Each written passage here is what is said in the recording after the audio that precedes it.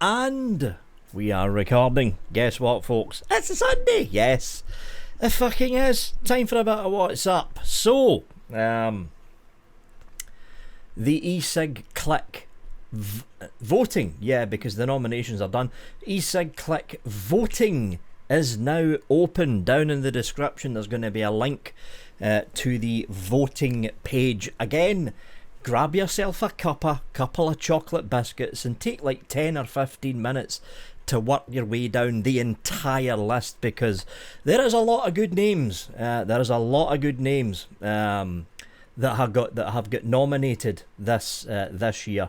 There's a lot of UK names actually, because normally what tended to happen in the EcigClick Awards, it used to be the bigger companies, like the larger companies like Dinner Lady and all that kind of swept the boards. But as more and more people got involved in the EcigClick Awards, more and more of the smaller companies in the UK started to get nominated, and these smaller companies need the votes to keep rolling in. So down in the description is going to be a link to the EcigClick 2022 awards. There is a lot of good names. A lot of good names that are listed this year. And of course, you're going to find Vaping With Vic buried there at the bottom for the ECig UK. They've split the categories again, so you've got international reviewer, you've got Bogan, Mike Vapes and all that in the international reviewer, and of course you've got the UK reviewer part, and you'll find Vaping With Vic buried in there. So yeah, give me a vote.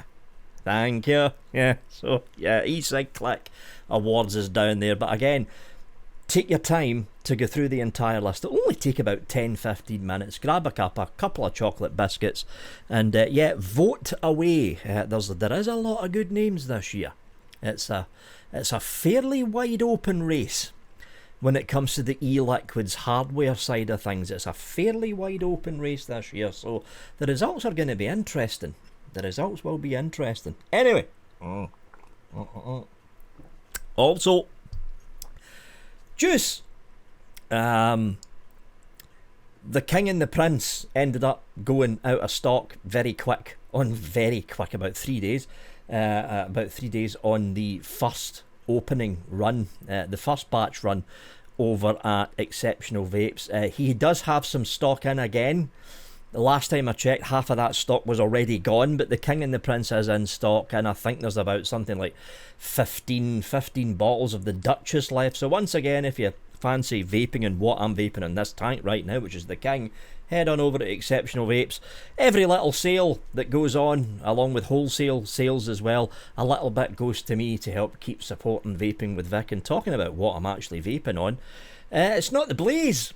I dragged the Eclipse Dual back to the house with me, and I've got this thing a bit late. But then again, Lost Vapor usually a bit late at sending out review samples to the folks in the UK. This is the Lost Vape Centaurus.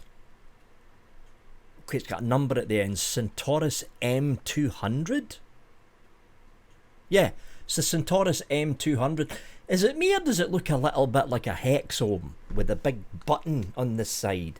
This is how you do the up and down, by the way. It's this thing here, if it ever focuses in. There we go. So there's no up and down button. That's the on and off switch down there. It's a rather interesting mod. It's very old school. That's the word I'm looking for. Words. That's the words I'm looking for. It's very old school, and I am thoroughly enjoying this thing. It's not the full retail version. Some of the menus have been disabled in this one, but they've got it working on wattage, and I am very impressed with this. It's a damn good mod. It's a damn good mod, but it reminds me a little bit of the Hexome. Just that button sticking out there. Very weird. So yeah, Blaze, not Blaze, fuck. The Blaze is up in the studio, I swapped the tanks round. Eclipse, there we go. Eclipse Dual from Mr. Mike Vapes with the M200 Centaurus from Lost Vape. Got the King sitting in here. The usual single battery setup. I've got the Blotto sitting on top of the SL V2 class, and I have got Cassiodora I've probably butchered the fucking name. It's the new juice from Rochford Project. It's like... I'm still trying to work it out. That's why I haven't fucking reviewed. I was supposed to review it on Friday, and I'm like, no, it's not. I'm trying to work out the fucking fruits they've got in this. Remember the mixed Muller fruit corners, right? Not the crunchy one, the mixed Muller fruit corner. So you had like the yogurt pot on this side, and you had the fruit pot on the corner. You took the seal off, and you just went... There's the fruit corner, you bent it over and it dumped the fruit into the yoghurt. That's kind of what this tastes like. It's more of a Greek style yoghurt that's in this. There's a tang to the back end of the note, but I'm trying to work out what the fuck the fruits are. There's a peach in it, and I think there's a blackcurrant in it, but there's about 2 or 3 more in the background. I cannot for the fucking life of me drag those 2 or 3 fruits out. It's a good juice though, mind you. It's Rochford Project. It was bound to be a good juice, but this is a tough one to tweeze out those damn fruits. So, Cassiodora, I've butchered the fucking name. I know for a fact I have. Cassiodora in this. And in the little Caliburn, because the .mod.aio, the Pandora.rb is sitting on the windowsill right now drying off, because I ran it through the ultrasonic cleaner. But in the little Caliburn A3, I've got some of this stuff. American Virginia Flu Cured 2019. My all-time favourite naturally extracted from the folks over at Simply Leaf / the Juice Cabin. Oh, This is... Oh, that throat hit. It's 12... It's 12 milligram, right? And I thought my throat could take 12 milligram. But I've been vaping on 9 milligram because of EcigClick was naturally extracted. I mixed that to 9 milligram. And I think my throat just can't handle anything above 9 now. I don't think it can, because that is... Oh, the throat hit off of that is fucking severe. Oh. Here's the thing, there was a time I could take 18, 20 milligram freebase mouth to lung and not even fucking think about it. But the problem is, because I'm direct lunging 3 milligrams so damn much, I can't take anything above 9 milligram mouth to lung anymore.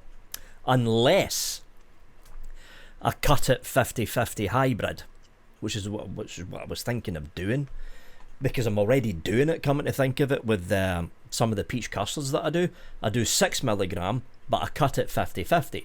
So it's 3 milligram freebase, 3 milligram freebase, and then I top it up with 3 milligram of nicotine salt. So it's a 50-50 hybrid mix. They're becoming very popular now, so you can go for the higher nicotine content, but you've got the added throat hit, but not a lot, but you've still got the added throat hit from your freebase nicotine. I might end up doing that with the tobaccos, but I don't know. Anyway,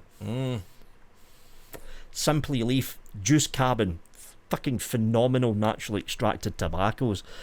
Now, you know what? We'll leave him to the end. Yeah, we'll go into the charity thing first. That's what we'll do.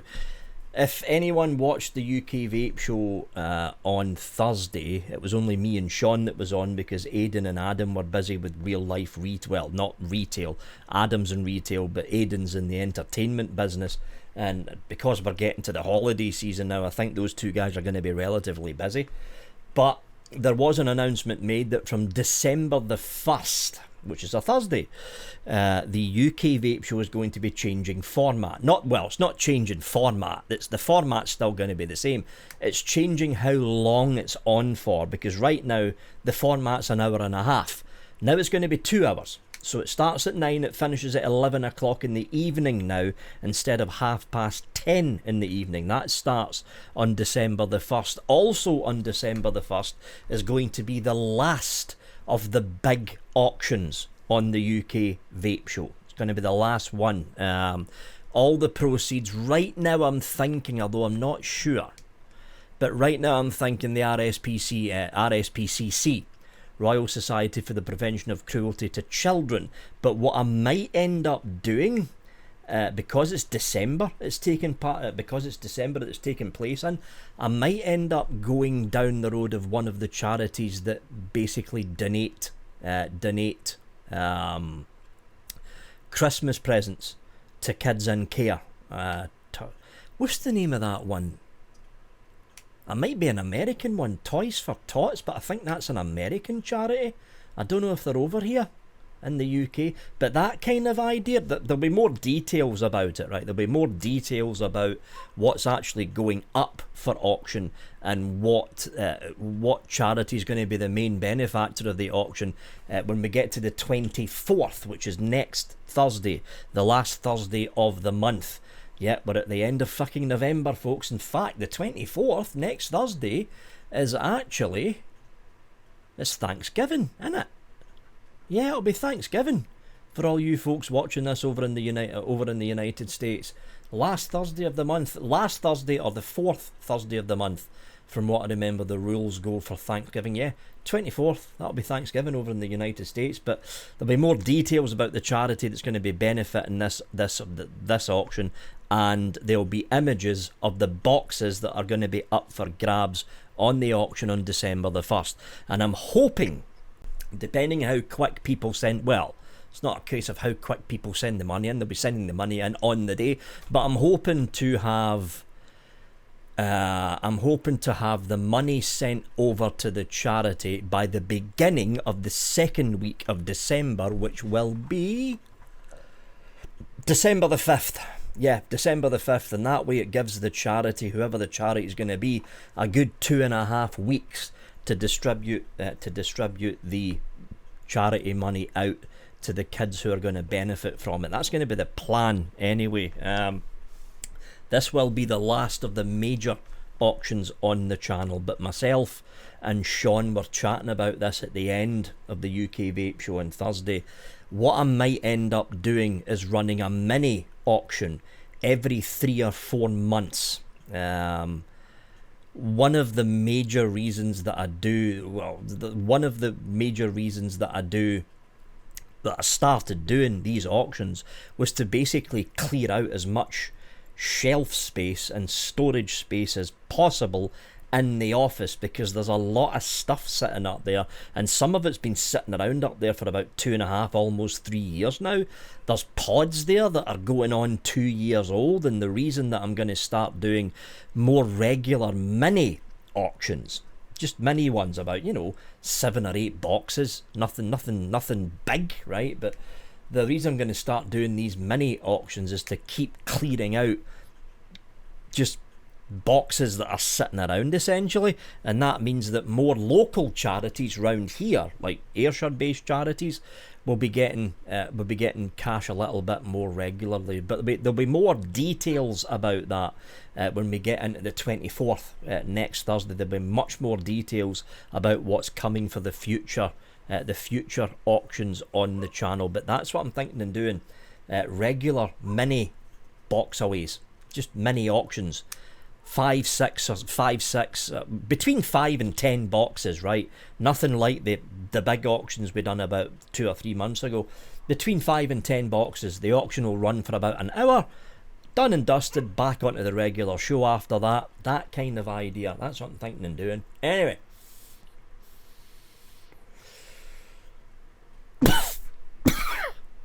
Fucking idiot for fucking mixing this at 12. I can vape it, right, but it takes about 10 to 15 minutes for my throat to start getting used to it. This is what I get for vaping on 9mg. See, this is the problem. If you start creeping your neck down, it's fucking hard to climb back up again. Especially when you get above 6mg, because when you get above 6mg freebase, that's when you start to feel it. Like 6, 9 is when you start to get the punch in the back of the throat. 12, 16, 18, 20. When you get up to 16, that's when it gets rough. Oh. So,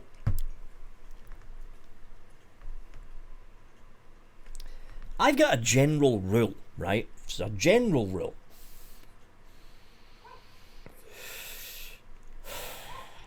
Didn't cough that time. Still fucking felt it though. I'm putting this down, because I don't want to fucking sit there and chain vaping it, because I'll end up fucking I won't just wreck my throat, I'll end up seeing pink elephants in parade. Okay, back on the Eclipse Duel. So I've got a general rule, right, when it comes to Facebook page for Vaping with Vic. You get criticisms about me, post to your heart's content, because that's the business page. The Victor Mullen personal Facebook page, because if you go to the Victor Mullen personal Facebook page, the one for me, nothing to do with Vaping with Vic, that actually says all vaping stuff, send an email. Now and again I put up stuff to do with vaping, but generally it's me ranting about political stuff, or it's me ranting about how shit Doctor Who's become, or it's me basically ranting, essentially, or just making general posts. So if you come onto my Victor Mullen personal Facebook page and act like a cunt, like some people do, you're going to get a broadside from me. So Matthew, not going to mention his full name, not going to mention the group that he's an admin in, that way he doesn't get any extra traffic, because he's a self-opinionated, self-absorbed prick, and that's what I actually called him in Facebook, then I fucking banned him. Matthew was giving it all this. Fucking man-child. That's what Matthew is. He was giving it all that on my Facebook, on my own personal Victor Mullen Facebook page, because I put up the thing about the EcigClick poll, and he was like, well, I would vote for you, but I don't have the time.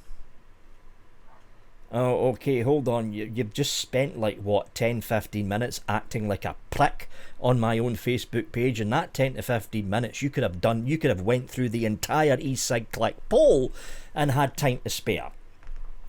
But it's like, what the fuck ever, dude? And he kept going fucking on and on and on. Oh, I personally think that electronic cigarette reviewers shouldn't be a full-time job. No, electronic cigarette reviewing should be a hobby. Meh. Prick. That's what you are, Matthew. Prick. Self-absorbed prick at that. And here's the thing, Matthew, it's not just me saying that. The amount of non-friend messages, so when somebody who's not a friend messages you, it gets shoved into this separate inbox thing. Oh boy, Matthew, you've got a lot of people that don't like you in your group. And I think you actually own the group. There's a lot of people that don't like you. Yeah, I'm just saying, dude. I'm just saying you're a big man-child.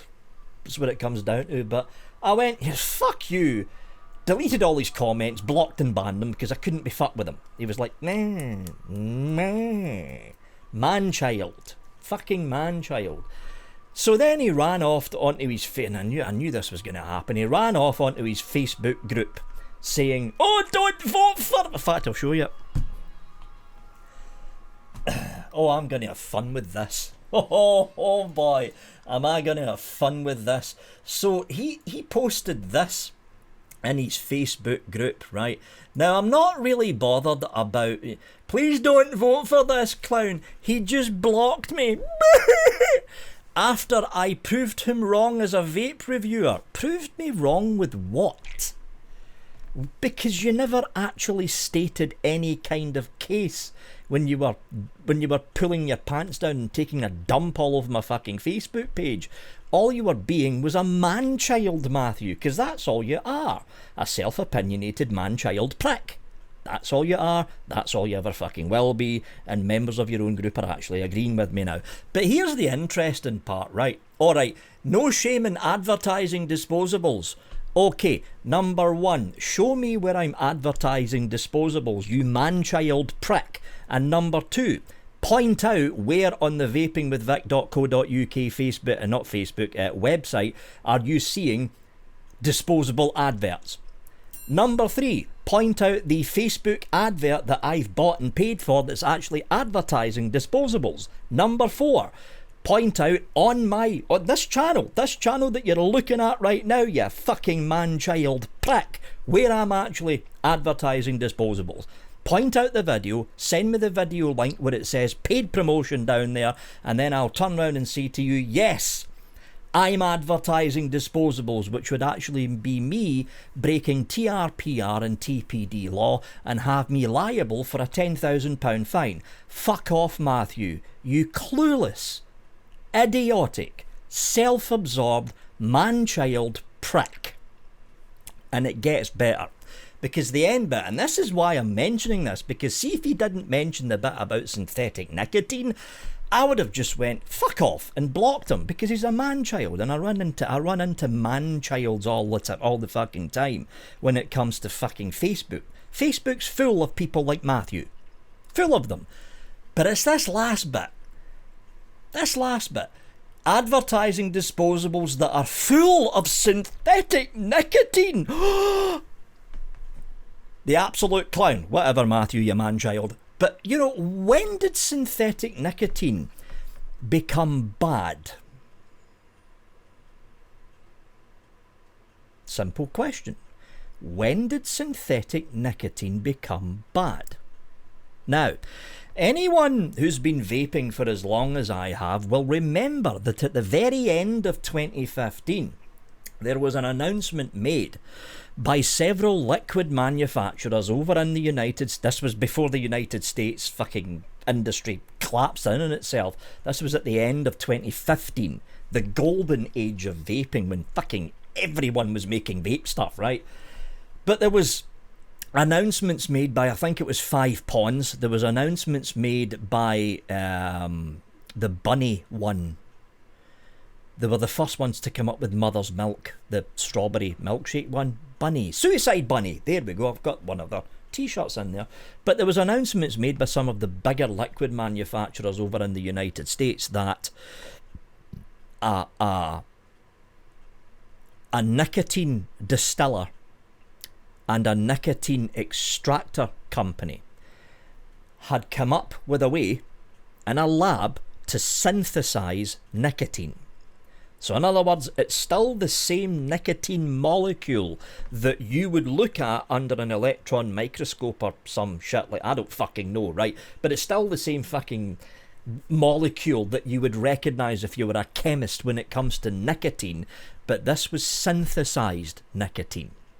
Synthetic nicotine. This was announced at the very end of 2015. It wouldn't really be until round about the end of 2017, beginning of 2018, that synthetic nicotine started hitting the market. But it didn't hit the market as quick as people thought it was going to do because of a simple reason. It was too expensive to produce.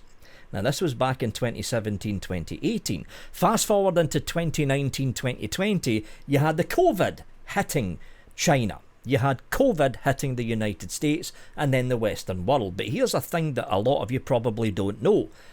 I'll rephrase that. A large percentage, whether it's the majority or whether it's close to the majority, that number's still up in the air. But a vast percentage of extracted raw nicotine is produced in China. It's not produced here in the EU. It's not produced in the United States. It's actually produced over in China. And what China basically does is they get the nicotine. Well, they don't get the nicotine leaf. Nicotine doesn't come as a leaf, right? I'll reword that part as well. They get the tobacco leaf. They extract the nicotine in its raw, unadulterated form. They bottle it, package it, and ship it out to distillers. This is where Chemnavatic take over. And you'll be seeing a lot of this when season 3 of ECig 101 hits. They go into the very, very big details about nicotine distillation. This is what Chemnavatic do. But the extraction process, a lot of it is done in China. When COVID hit, China was down for a good 2 or 3 months. There was a nicotine shortage, people. Bet you didn't know there was, but there was. There was actually a nicotine shortage. Did you know that you were probably vaping synthetic nicotine not during the COVID pandemic, but you were probably vaping synthetic nicotine once the UK and Europe got locked down, but China opened back up? Because there's a bit of a lag that goes on. There's a bit of a lag. So China shuts down, but there's already juice on the store shelf, and there's juice in the warehouse. China opens back up, the juice in the store shelf and in the warehouse is running down, but because China had shut down, a lot of these liquid manufacturers had turned to tobacco-free nicotine. It's synthetic nicotine. Nicotine made in a lab. You were probably vaping on it. Probably through a good 2 or 3 month stretch, maybe even 3 or 4 month stretch of the end of 2020 going into the beginning of 2021. And I bet you didn't even notice the difference. Now, you've got Matthew here, Mr. fucking man-child down there, who's making it sound as if synthetic nicotine is something dangerous. When did that start to happen? When? Because synthetic nicotine has been used not just by the disposable companies. Synthetic nicotine has been used by the locked, sealed pod manufacturers for a good number of years now.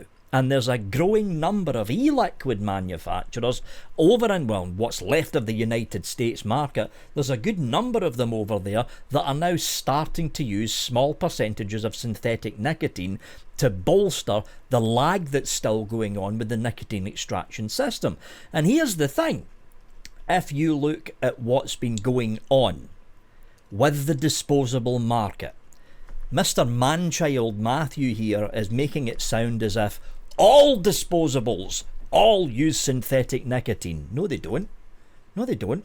It's only the US marketed ones that are using synthetic nicotine. And the reason the US marketed illegally or illegal to be sold disposables here in the UK, we're talking about the 14 milliliter pod ones. The ones that look like a fucking 650 battery covered in plastic with a tank stuck on top. Those ones, the ones that can't be sold here. The reason the synthetic nicotine took off over in the United States is very simple. Because a lot of these disposable manufacturers thought if they started using synthetic nicotine, they could get round the nicotine or nicotine extracted from tobacco law that the FDA was pushing. It worked for about 2 months. Then the FDA closed the loophole, and what you're seeing now, since that loophole got closed at the very beginning of 2021, is a lot of these companies that were using synthetic nicotine are now going back to freebase, hybrid, or nic salt. But it's this fucking clown down here, Mr. Manchild Matthew. Oh, it's full of synthetic nicotine! Making it sound as if synthetic nicotine is a bad thing, when it's been around for almost the better part of half a decade. And here's the best part. This man-child down here actually runs his own fucking UK vaping Facebook group. Now, he's either incompetent and doesn't know anything about the disposable market and the fact that about 80 to 90% of disposables on the UK TPD and TRPR European market actually don't use synthetic nicotine, and he's incompetent and doesn't fucking know that and is just sprouting bullshit. Or number two, he's lying to his own members just to get his point across, to get the boot into me. Now, either way, folks, for someone who runs his own Facebook group to do with vaping, you would think that someone who runs their own Facebook group to do with fucking vaping would actually know about the subject that he's fucking talking about. So either he's lying or he's incompetent. Either way, if you're a member of his group, right, yeah, I would leave and join another group. Any group. Doesn't have to be mine. Just any other group. Because it's obvious that man-child Matthew here doesn't have the foggiest idea what the fuck he's talking about. Synthetic nicotine is not bad. The odds are a lot of people in the UK and the European Union vaped on synthetic nicotine just after the pandemic started to lift due to the lag effect because of the shortage of extracted nicotine. And the reason that only 20 to 30, well, it's more like 20 to 25% of the disposable market are using synthetic nicotine is simple. If the likes of, I'm not going to pick out a disposable name, right? But if the cheaper options for disposables switched to synthetic nicotine, the costs to make that disposable would rise about, well, I mean, it's only the nicotine you're talking about, so the cost involved would probably only rise about 10%. It doesn't sound like a lot, but think about it this way. A disposable, the manufacturing cost for a single disposable is somewhere between 50 to 65 cents. That's half a fucking dollar, right? By the time it gets into your fucking hands, you're paying what, $5, $6 over here in the UK. You're paying what, £3, £4, £5.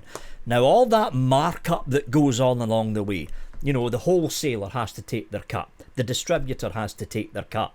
The vape shop has to take their cut. Not that big of a cut, mind you, but they've all got to take their cut along the way.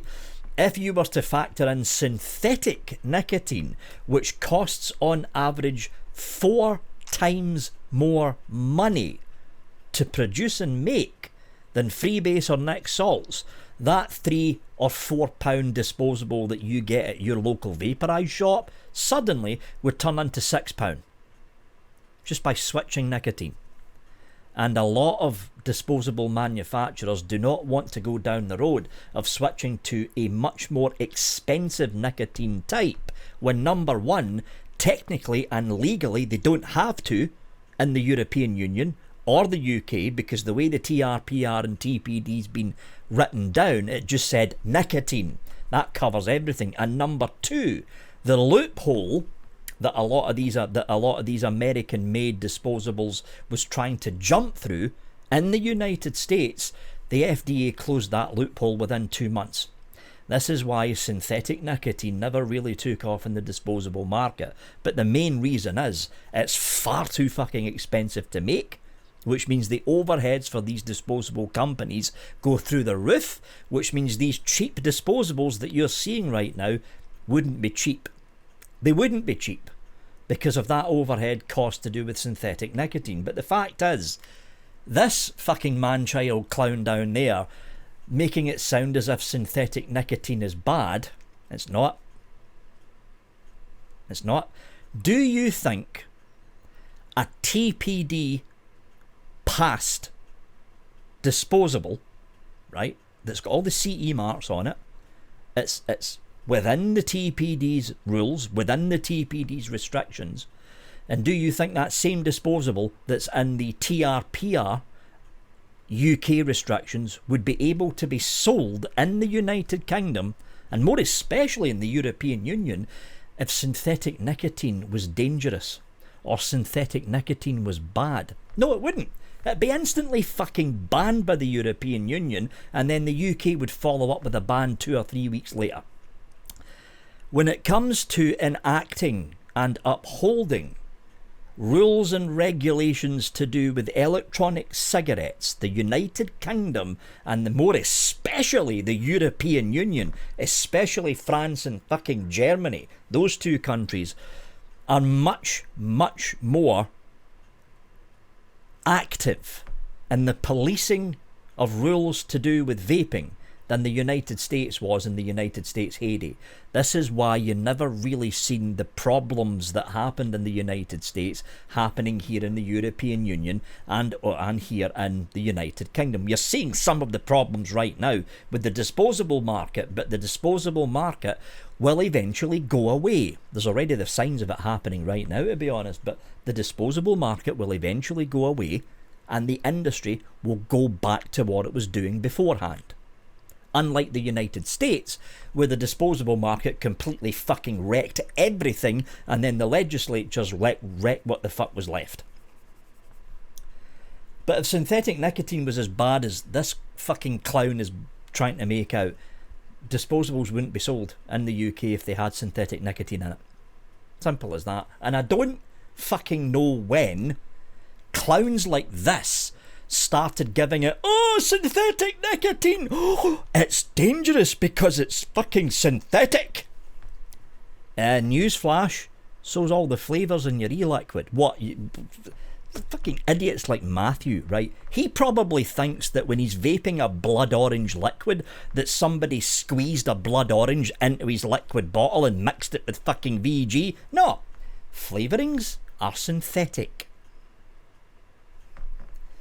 There is no such thing as, well, there is for naturally extracted tobacco, but when you're talking about fruits and stuff, it's synthetic. synthetic. Propylene glycol, synthetic.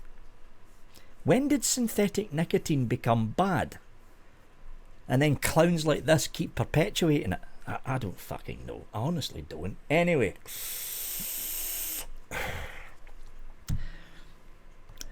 If someone comes up and says to you synthetic nicotine is bad, tell them to shut the fuck up. They have no clue what the fuck they're talking about. Because if it was bad, you wouldn't get it in the UK and European market. In fact, it would have been outright banned. Not just this year, it would have been outright banned when it first started appearing back in 2017. The fact is, it's allowed to be sold. It's allowed to be sold, even in pure form. You can buy synthetic nicotine. You need to dig around a bit, but you can buy synthetic nicotine. I think Chemnovatic started selling synthetic nicotine actually not too long ago. Nothing wrong with synthetic nic, folks. Nothing wrong with it. Anyway, that's it from me, folks. As always, thanks for watching and have a good one.